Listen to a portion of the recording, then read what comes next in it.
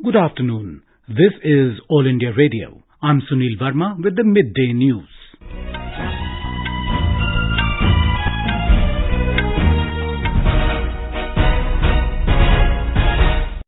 The headlines. India calls for a free, open and inclusive order in the Indo-Pacific region, says Defence Minister Rajnath Singh at 9th ASEAN Defence Ministers meeting in Cambodia.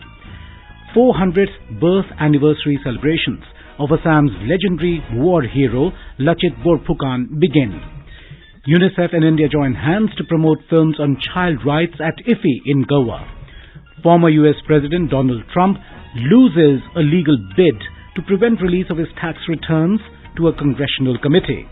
And in FIFA World Cup today, Morocco faces Croatia, Germany takes on Japan, and Spain clashes with Costa Rica.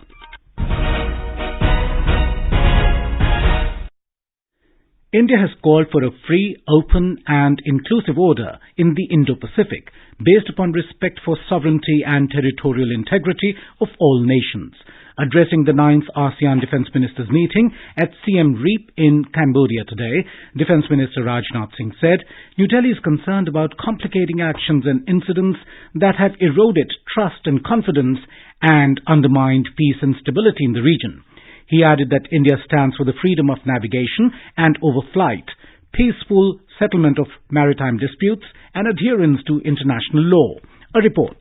Rajnath Singh expressed hope that the ongoing negotiation on the Code of Conduct on the South China Sea will be fully consistent with the international law. He also said New Delhi believes that regional security initiatives must be consultative and development-oriented to reflect the larger consensus. The Defence Minister highlighted how transnational and cross-border terrorism are the gravest threat requiring urgent and resolute intervention by international community. Mr. Singh had a word of caution that while terrorism continues to remain a big threat, other security concerns that have emerged in the aftermath of the global COVID-19 pandemic cannot also be ignored. With Diwakar, Raina, AIR News, New Delhi. India says it will continue to support all national, regional and international efforts for strengthening maritime security. Speaking at the UN Security Council meeting on peace and security in Africa, India's representative R. Ravindra said that New Delhi has been engaged with countries in the region, particularly in the Gulf of Guinea, on maritime matters, including through the deployment of Navy patrols as well as the building of anti-piracy capacities of the countries. Maritime security has been one of the key priorities for India in the UN Security Council. During India's presidency of the Security Council last year, Prime Minister Narendra Modi chaired a meeting on maritime security. The fourth edition of the Indo-Pacific Regional Dialogue, IPRD, is being held in New Delhi today. IPRD is an apex-level international annual conference of the Indian Navy. The National Maritime Foundation is Navy's knowledge partner and chief organizer of each edition of the event. The theme of IPRD 2022 is Operationalizing the Indo-Pacific Oceans Initiative. The 3-day-long 400th birth anniversary celebrations of Ahom commander Lachit Borphukan began in New Delhi today. Finance Minister Nirmala Sitharaman inaugurated an exhibition highlighting the life and achievements of Ahom dynasty and Lachit Borphukan among others. Speaking on the occasion, Ms. Sitharaman urged the Assam government to hold such exhibitions across the country to let people know about the achievements of the Ahom kingdom and the valor of Lachit Borphukan. She also requested the Ministry of Culture to join hands with the Assam government in this endeavour. Ms. Sitharaman said, the heroics of Lachit Borphukan inspired and motivated her. I would strongly urge the government of Assam to make sure this display which is here before us today is taken to the different parts of the country where students assemble, young Indians assemble, for them to know what remarkable contributions Assam and its people have made for the motherland.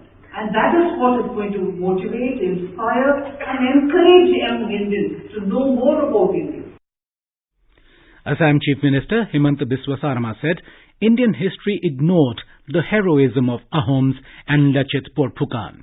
Mr. Sarma said a slew of measures is being taken to establish the valor of Lachit Borphukan from a national perspective. He informed that Home Minister Amit Shah will inaugurate a documentary on Lachit Borphukan tomorrow, while Prime Minister Narendra Modi will attend the closing ceremony on Friday. The government has given in-principle approval for 95 more ethanol projects under the new window of ethanol interest subvention schemes. The decision is expected to add an annual ethanol production capacity of around 480 crore litres in the country. The Department of Food and Public Distribution said out of these projects, 68 are grain-based, 20 are molasses-based, and 7 projects are based on dual feedstock. These projects have the potential to bring an investment of about 12,000 crore rupees and will create hundreds of employment opportunities in rural India. In Gujarat, poll campaigning is going on in full swing. Senior BJP leader and Prime Minister Narendra Modi led the BJP poll campaign today. Addressing a rally at Mahesana, Prime Minister said the BJP model can only ensure the growth and prosperity of Gujarat in the next 25 years. He added that the party is focusing on the empowerment of each and every section of the society. The Prime Minister criticized the opposition Congress for corruption, dynasty politics and communalism. He said the BJP has worked substantially for the development of irrigation, agriculture and all other infrastructure facilities in the state in the past 20 years that has changed the face of the region. He urged voters to vote in record-breaking numbers. All the political parties have accelerated their election campaigns in the state to woo voters ahead of the poll. We have a report. In Gujarat, senior political leaders are visiting various constituencies to reach out to the voters. Prime Minister Narendra Modi is leading the BJP's poll campaign today. After addressing a rally at Mehsana, Mr. Modi will address 3 marathon rallies at Dahod, Vadodara and Bhavnagar. BJP State President JP Nadda addressed a public meet at Botad, while senior party leader and Union Home Minister Amit Shah addressed a public rally at Jasdan in Rajkot. Senior Congress leader and former Minister Manish Tiwari and National President of the party Alok Sharma joined the party campaign today. Aam Aadmi Party star campaigners Bhagwant Mann and Raghav Chadda led road shows at Nizar and Patan today. With Jitendra Dwivedi, Aparna Khun, AR News, Ahmedabad. This is All India Radio giving you the news. For quick news updates round the clock, follow us on our Twitter handle at AIR News Alerts.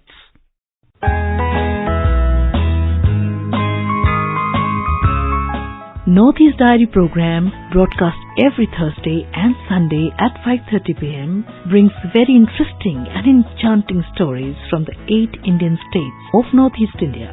Don't forget to tune in.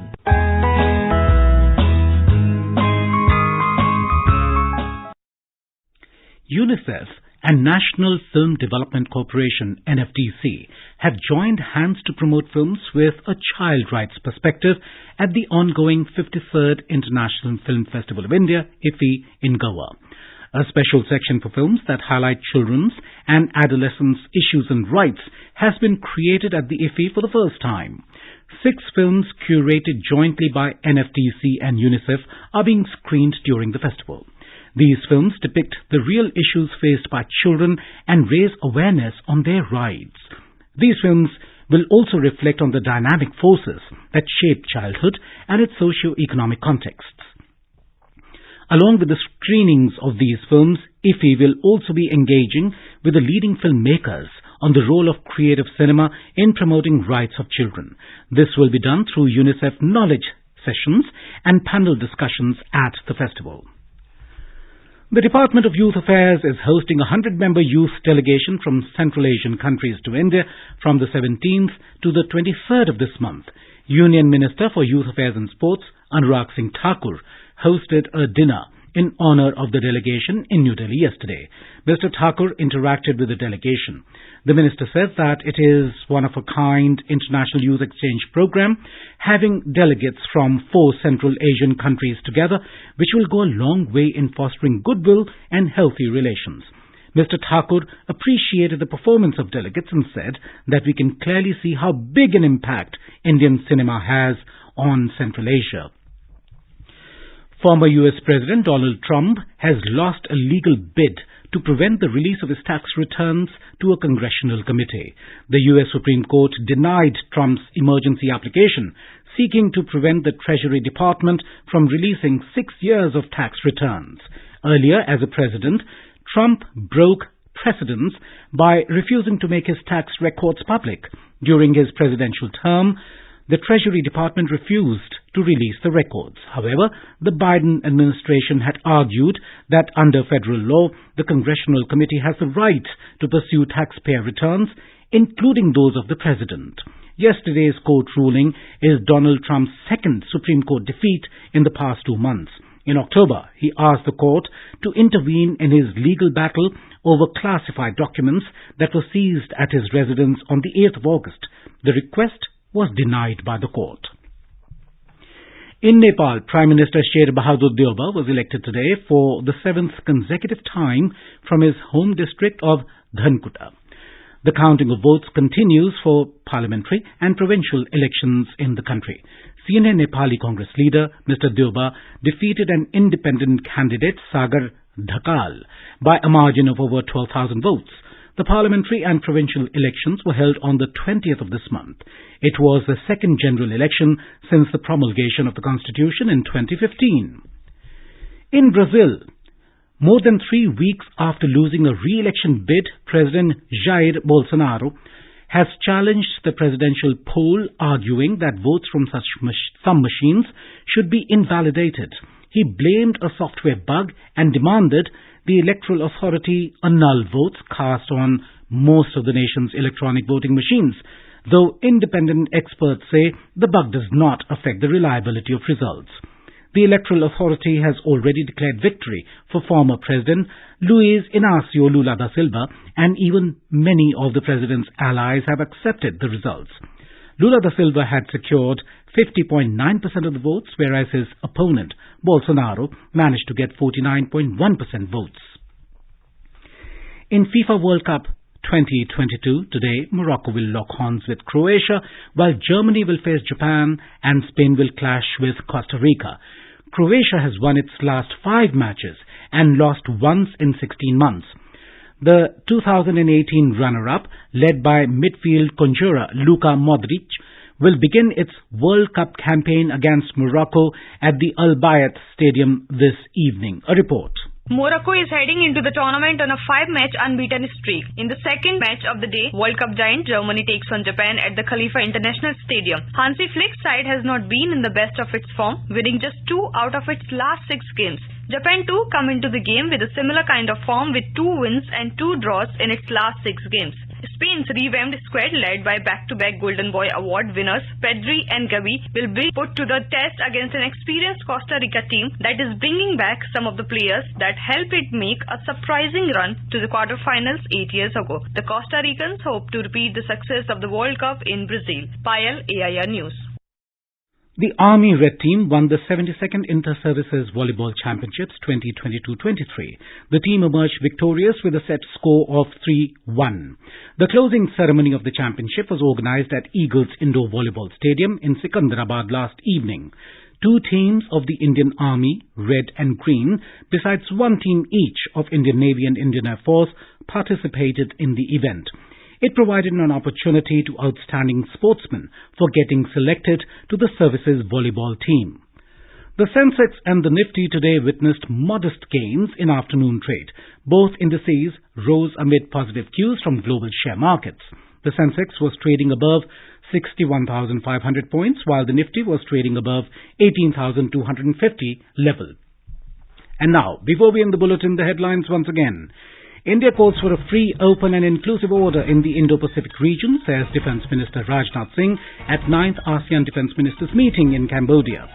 400th birth anniversary celebrations of Assam's legendary war hero, Lachit Borphukan begin.